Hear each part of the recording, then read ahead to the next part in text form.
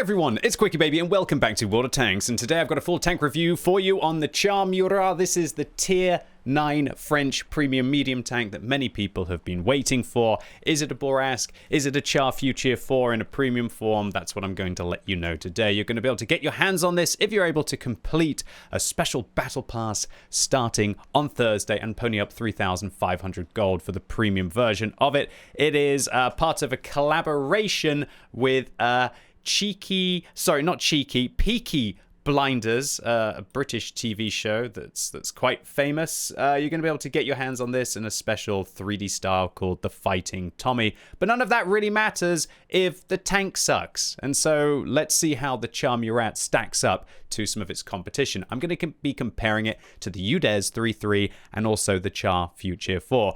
All of these vehicles have pretty much got the same damage per minute, but unfortunately the Char Murat has bad penetration compared to the Char Future 4, with the Char Future 4 having 16 millimeters of extra penetration. All of these vehicles have APCR rounds as standard, with the shell velocities of them pretty much the same. The Char a little bit faster than the other three vehicles in this comparison. Now, the Char Murat, it's special because it has a 3-round autoloader, a lot like the UDES. However, it hits harder. It has that full 390 alpha damage, meaning that this vehicle is doing 1,170 damage per magazine compared to the 1,080 that you'd have on the UDES. Now, it doesn't have a 4-round magazine like you'd have on the Char Future 4. However, look at the intra-clip reload. 2.5 seconds, better than the UDES with better alpha, and better than the Char with the same alpha, 1.5 seconds faster than the Char Future 4. Now, it's interesting this, because I do feel like sometimes with the Char Murat, while you can get out that 3-round burst in 5 seconds, 5 seconds doesn't feel nearly as safe as it does getting the 4-second intra-clip reload on the Char. But remember, on the Char Murat, you are getting a whole extra round out in that 1 extra second than you are on the Char Future 4. So all in all, the Char Murat, it has a really nice gun with regards to its burst damage, but just like the intricacy of that shell velocity isn't as good as the Char Future 4, that penetration, and especially on the gold pen. The gold pen on this tank is 300. That is awful compared to the 330 you'll be used to on the Future 4. So what about the gun handling on the Char Murat? It certainly has the firepower, at least in certain areas. Well, the aim time, it's bad at 2.7 seconds. The accuracy is worse than the other two vehicles in this comparison. And the gun handling, well, it's really bad when it's moving, but it's actually not too bad when it's only turning the turret. Meaning, unlike the Char Future 4, you could kind of get away without a snapshot on this vehicle, but boy, does that movement dispersion really suck. The bloom after firing is a bit better than the Char Future 4 as well. So that's an advantage for a tank that wants to just dump the rounds out as quickly as possible. Now, the Char Murat has 12 degrees of gun depression. That's not quite as good as the UDES 3.3, but remember, with the UDES 3.3, you have to use the hydropneumatic suspension to achieve that, whereas the Char Murat has that pretty much all the way around the vehicle until you reach the rear of the tank, where it becomes an awkward 5 degrees. So watch out for that. But 12 degrees all the way up to this part of the tank, which just gives it great flexibility. So how about the mobility of this vehicle? Well, it's fast. 60 forwards, 20 backwards, the same as the Future 4. It's actually heavy as well at 45 tons, so feel free to ram some light tanks, although expect to take quite a lot of damage because your armor isn't very good. The power to weight ratio, however, significantly worse than the Future 4 here, meaning this tank, it does feel a lot more sluggish. The ground resistance is as well worse than the Char Future 4, so this tank definitely doesn't feel as nimble in those kind of scenarios, but so much more flexible on a ridgeline, so it's kind of... It's wins and losses for this tank, where it squares up against the Char Future 4. Luckily, however, the tank traverse is way better than the Char Future 4, and also the turret traverse is way better than the Char Future 4. So this vehicle feels very nimble, quite similar to a UDES, although not quite on par with the UDES within that regard.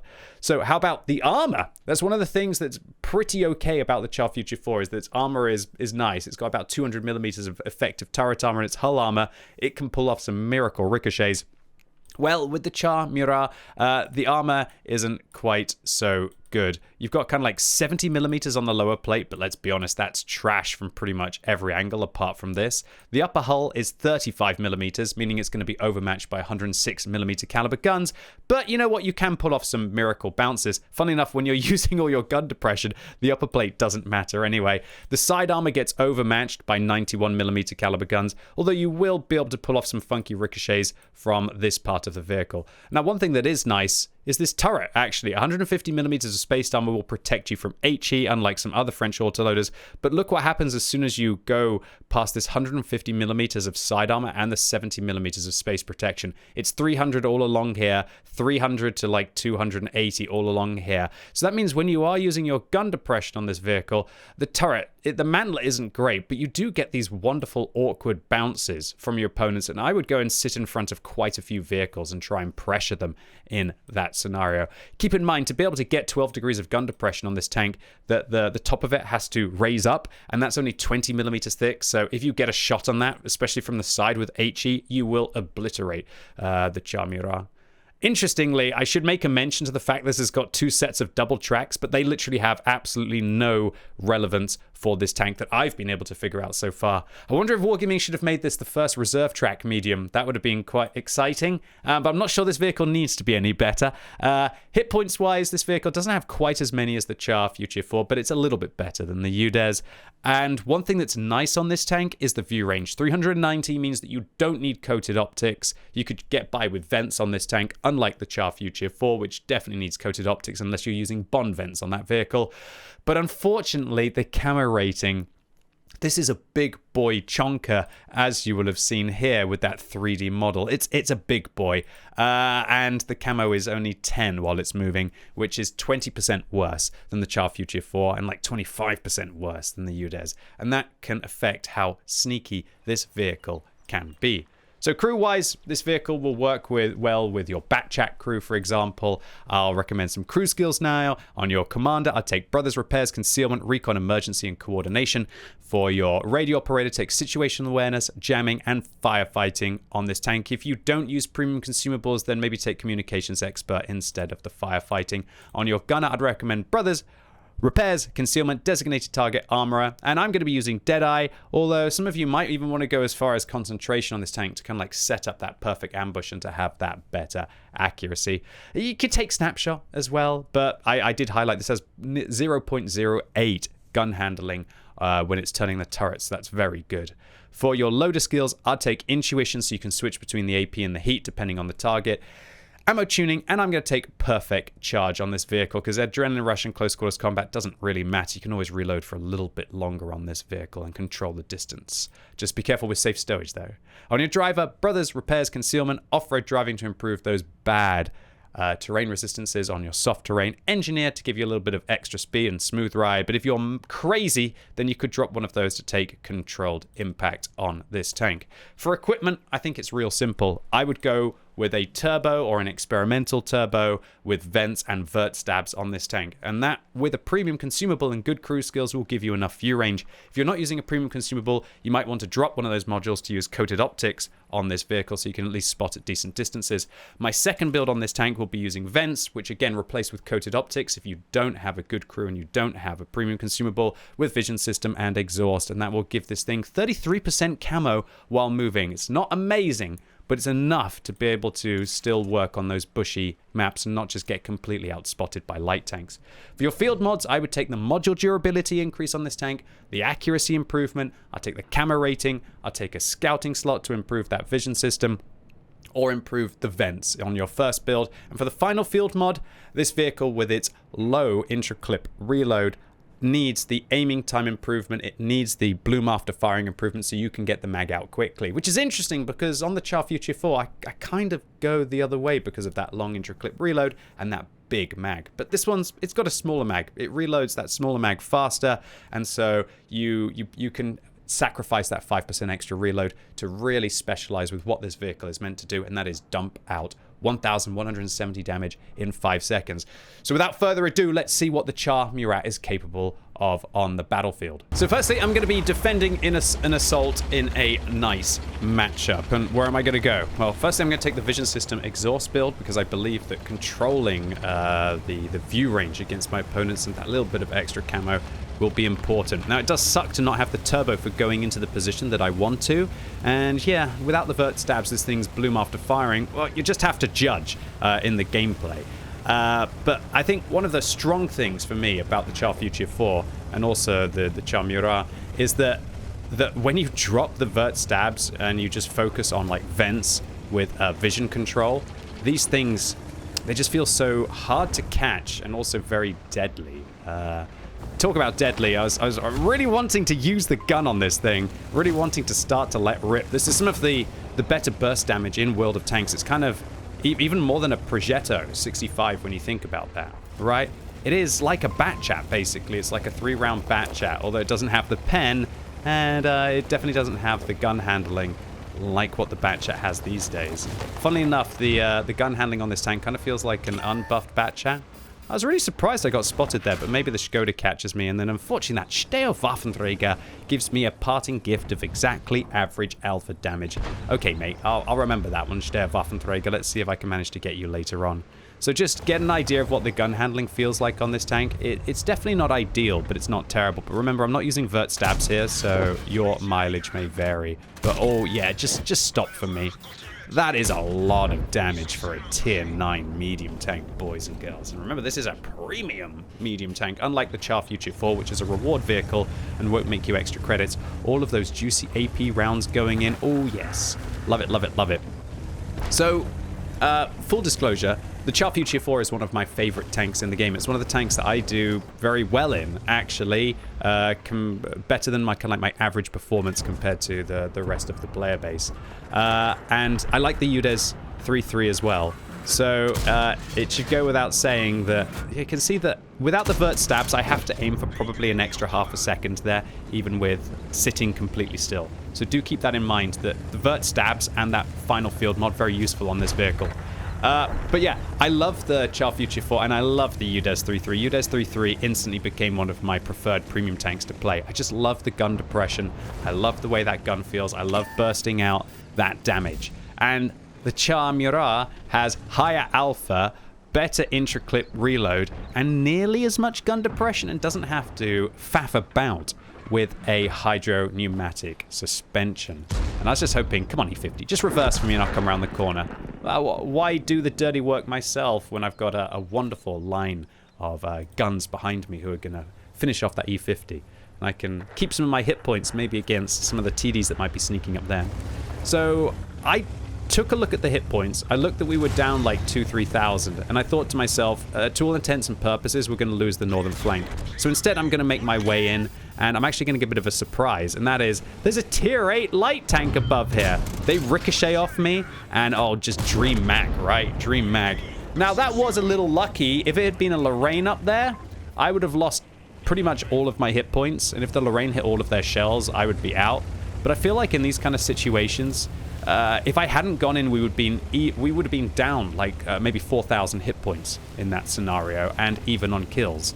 And you have to, when you're a top tier medium, you have to take the chance. And in a Char Murat, I just feel like I have that burst potential to be able to get it done. I think a Char Future 4 would have still been able to get through that pretty much with the same kind of outcome, and maybe even a little bit safer, because it would have had that extra shot for a little bit of bad RNG. You can see with this tank, when you burst the rounds out so quickly, it's just such a nice little assassin. Even if you miss one, it's not ideal, but you just got that second and that third round to follow it up. I love it. I love this 3-round burst. It's why the Borask feels so nice at tier 8 with that 2-round, that 1-2 punch, right? Now, the Borask, to be fair, is 360 in 2 seconds. This is 390 in 2.5. Fairly comparable. Obviously, being up at tier 9 is very different to being down at tier 8 with regards to how the matchmaker works. But oh dear, little tier 7 TD. Super Hellcat's going to get a shot in, which is going to save me around. Although I could have been able to more than deal with that little T28. Poor guy, just caught out. Tough matchup, tough map for a T28. Probably should have shoved the north instead of trying to play sneaky along the south. And we're up to 5 kills now. We've created a little graveyard behind us, and now we're going to get forwards. hopefully knock down this tree, and then use it to not get spotted against this tiger. But I think I actually stuck my fat French turret out of the bush there and got spotted by the tiger. So not exactly as sneaky as I wanted to be. But if I make some micro adjustments here and go towards the left, I should be okay. So we spot a scorpion towards the side. And this is where the char doesn't feel so good, you know, where you're trying to just hunt like one shell. Yeah, I wish I was in a different kind of autoloader for that kind of a scenario, or a single shot tank. So did we hit that scorpion? I'll hold down my alt key. Oh, it looks like somebody hit the scorpion, whether it was me or whether it was my team. I guess we won't know until we take a quick gander at the post-game stats, if I remember to, because I got a lot to talk about here with the Char Murat. So up to 5 kills and 5,000 combined that we've seen. I just feel like I am on it right now. And I guess that's the Lorraine that didn't sneak up on us towards the south. Well, I'm going to chew up on your spotting here. And this is where, like, I would say the vision system exhaust is useful, but to be fair, that guy was completely stationary. So it's only the exhaust that's useful staying hidden, because if he's sitting still, the vision system useless in that scenario, right? Maybe it'll help me catch out some view range against the scorpion behind the bushes there, and so on and so forth. And let's just see if we can get into position to use our 12 degrees of gun depression here. And I'm just rocking backwards and forwards. The only thing that's a little bit sad about this vehicle is its reload is long. That 1,700 damage per minute. Oh, with how flexible and how exciting this vehicle is. Oh man, if only it was properly OP, right? So that VK very generously just went up in front of the Super Conqueror, and man, I was hoping I could get a Radley Walters medal there. A Radley Walters medal in my first few games in the Char Murat. That would be something, right? Unfortunately, it's not the case. I'm not going to reload here because both of these tanks, I think they're a one-shot. And actually, the T-77 wasn't. But I think that the chance of at least having one shell and maybe going for a Radley Walters medal outweighs the possible pain of reloading for 30 seconds and watching it disappear. How long can I afford to wait for the Radley? That long. That's how long I decided. And let's go. Let's go. That was 7,700 combined, and we killed half of the enemy team. Ladies and gentlemen, boys and girls, it is safe to say that I very much like the Char Murat, and this vehicle, for me, it's like a Char Future 4. I honestly don't think it's quite as good as the Char Future 4, especially in a bad matchup against tier 10 tanks, because you just don't have that big boy penetration. But for these kind of situations where you're lapping up the more softly armored targets, boy, does this tank feel good. So this was 1,658 base experience. That'll be an ace even after the vehicle's released. We did hit that Scorpion. Looks like it was 8,200 combined. And full-blooded premium, even after resupplying the consumable at full price, 113,000 credits profit, as I don't think we needed to fire any gold. Sick Radley Walters medal. Let's play it some more. So round 2 for the Char Murat. And in a situation like this, I'm always a little bit conflicted as to where to take a vehicle like this. Part of me, when I've got 12 degrees of gun depression, I'm super flexible, thinks about making my way up towards like the C1 area and trying to contest damage dumping over there. But remember, the turret armor on this vehicle, if they just shoot the mantle, it's like 150, so it doesn't work out too well. So instead, what I'm going to do is make my way down here, and luckily, with the turbo build and the vert stabs, now you're going to see how this vehicle performs with full firepower. And to say that this vehicle has some firepower, that's a little bit of an understatement. E50 angling his hull there isn't so good, and that's just 1, 2, 3, just dominating the enemy tier 9 medium tank at the start of the battle, a lot like what we did with the previous game. I guess the only downside is just this long reload, right? This vehicle, it has really bad damage per minute, 1,755, and you can't improve it with something like a gun rammer, and so you just gotta hope that the battle is slow enough and that you're not going to get rushed by a medium tank with enough hit points to be able to make it through the breach. So what I love with this vehicle is taking it to the front. But be warned, it's not the fast tank. It's not a fast medium. It's fast, but it's not like really fast. And so last night, I think I was playing on Cliff, for example, and I tried to rush to be able to get from the south spawn up into the bush, and I got caught by like 2 DZT-159s, and it was horrible. So if you think that this vehicle is going to be like the ultra... Oh, look at that gun handling. Just lovely. That incredible turret traverse, dispersion, and with the vert stabs, this tank feels like a different kind of animal.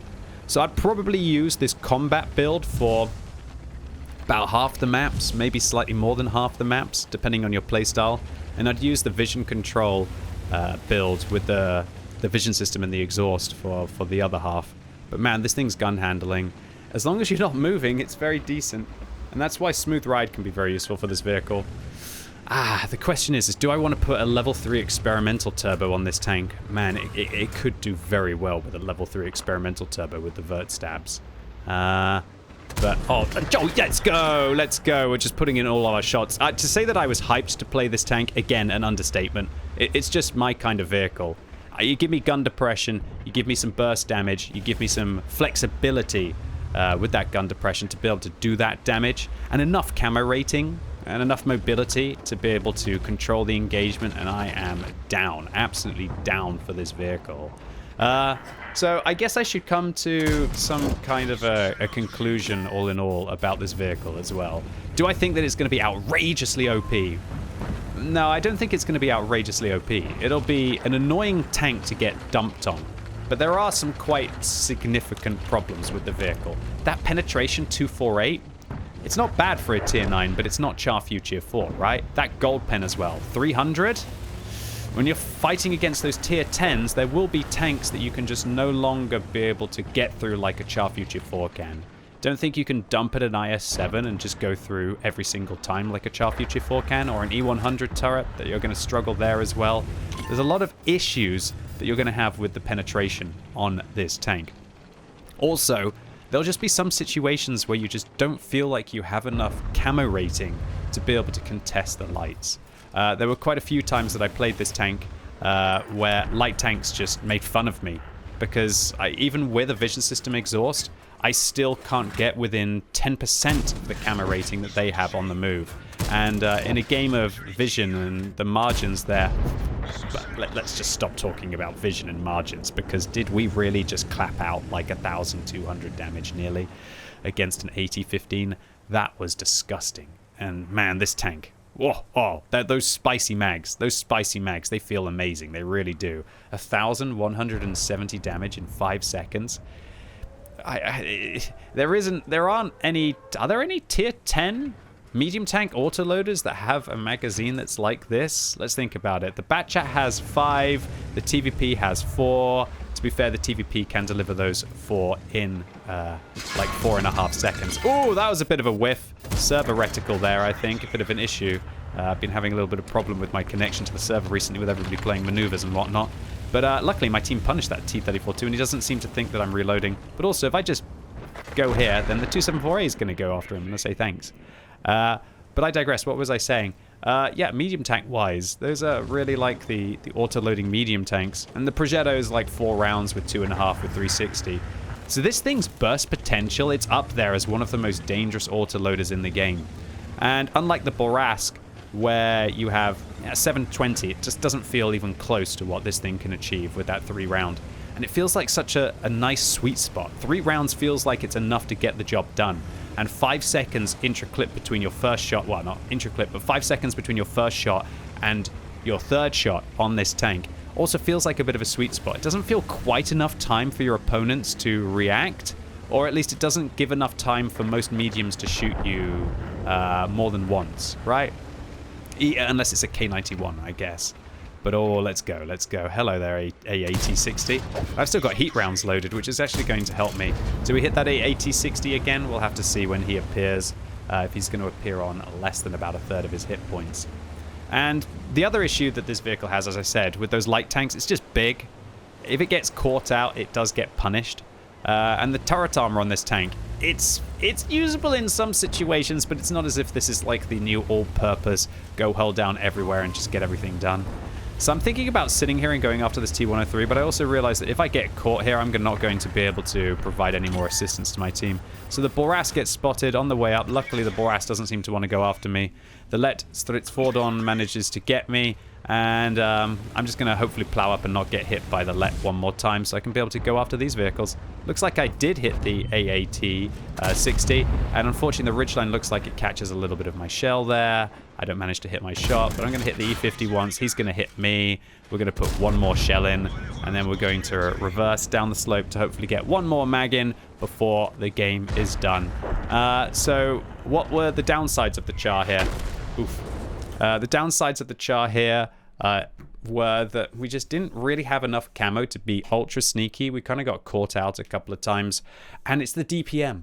You just don't have enough DPM to dig out your opponents quick enough. And even in a 7-minute game here, and how many games of World of Tanks are really lasting 7 minutes? It just doesn't quite have enough to be able to perform and be this outrageous OP vehicle.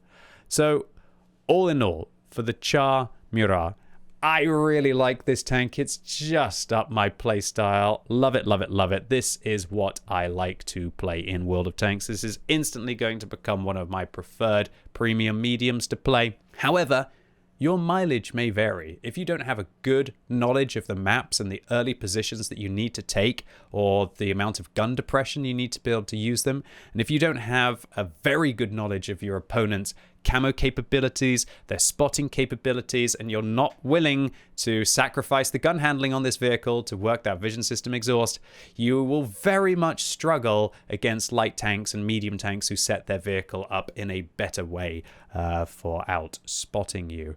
So I don't see this tank being outrageously overpowered. It's a big vehicle and it's punishing, but you can also very much punish it if you can manage to catch it reloading, and even if it just doesn't really work within your reloads on a ridgeline. To be able to get the tank, you're going to have to grind through 40 Battle Pass stages in 10 days. Sorry, make that 11 days. And that is a lot of playing World of Tanks. And then after that, you got to pony up the 3,500 gold. So 40 stages in 11 days is 3.66 stages per day. If we times that by 50, that's 181 Battle Pass points. Even if you do your daily missions on every single one of the days, that means that you're going to have to get an extra 111 points. And if you're getting, should we say, like 4 Battle Pass points per game, that's about 27 games of World of Tanks every single day for the next 11 days starting from Thursday. Yeah, that could be a little bit brutal, boys and girls. Especially at a time when a lot of us, myself included, are grinding maneuvers. Oh, that's a lot of World of Tanks. And whether this vehicle is going to be worth either grinding a lot or purchasing the premium battle pass and skipping up to 40 stages at 250 gold a pop, that's going to have to be your choice. Anyway, ladies and gents, boys and girls, that was my full tank review for the Char Murat. Really hope you enjoyed this vehicle, well, this tank review, and it was useful for you because I enjoy this vehicle. If you like the video, give it a thumbs up. If you hated it, give it a thumbs down, and let me know in the comments down below what you think about the Char Murat and the Peaky, not cheeky, Peaky Blinders collaboration with World of Tanks. Bizarre. What a crossover. The crossover the world needed in 2025. And as always, thank you so much for watching. You've been epic, and hopefully I'll see you soon.